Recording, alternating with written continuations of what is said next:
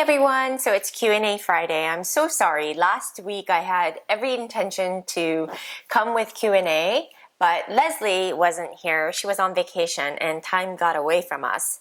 So here I am. It's combined from the questions from last week as well as this week.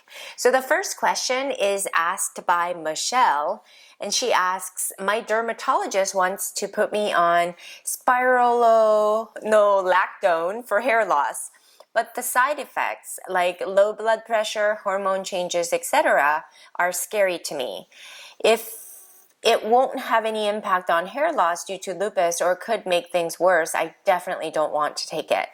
I've been on 10,000 milligrams of biotin, collagen, and prenatals along with the alkaline diet and probiotics for 6 weeks and no improvements in hair loss yet.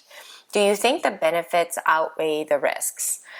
Hey Michelle, so have you tried our Lupus Beauty Support formula? It's a specific formula. It sounds like you may be considering pregnancy or are perhaps postpartum.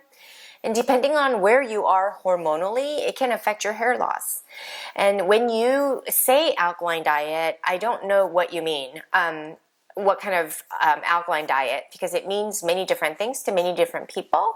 I say this because there's a strategic way to impact your hair loss, but it also depends on your physiological condition.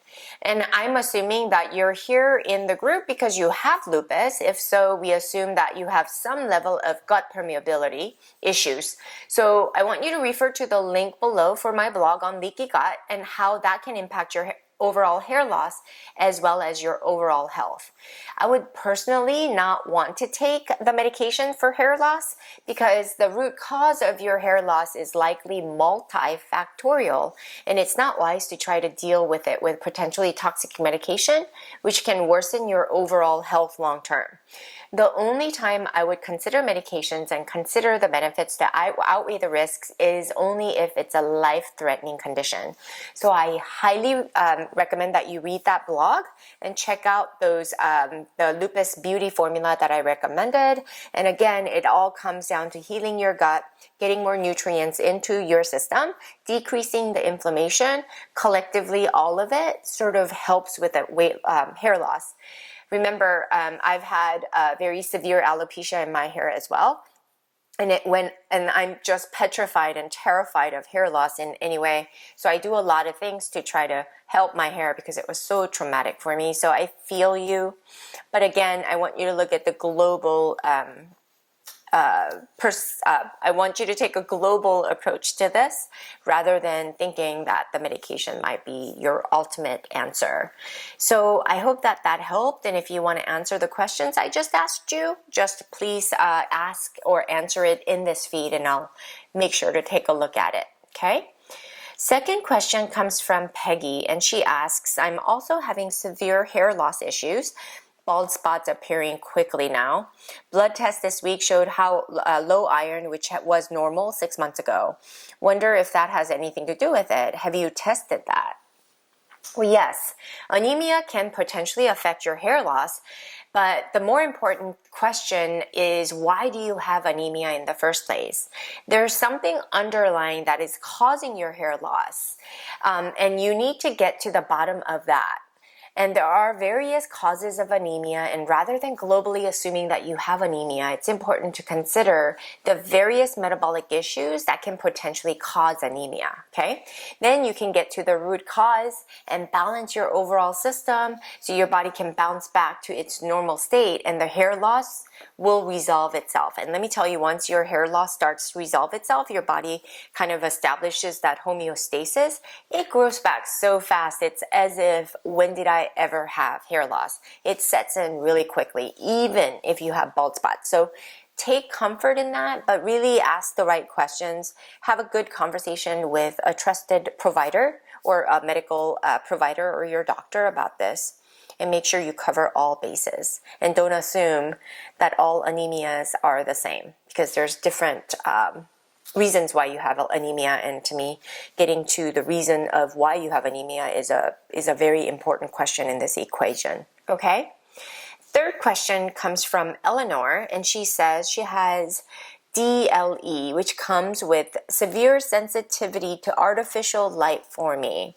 If I'm not wearing my special red tinted glasses and a hat and moving, I start getting warmer and warmer and start to sweat and not feel well.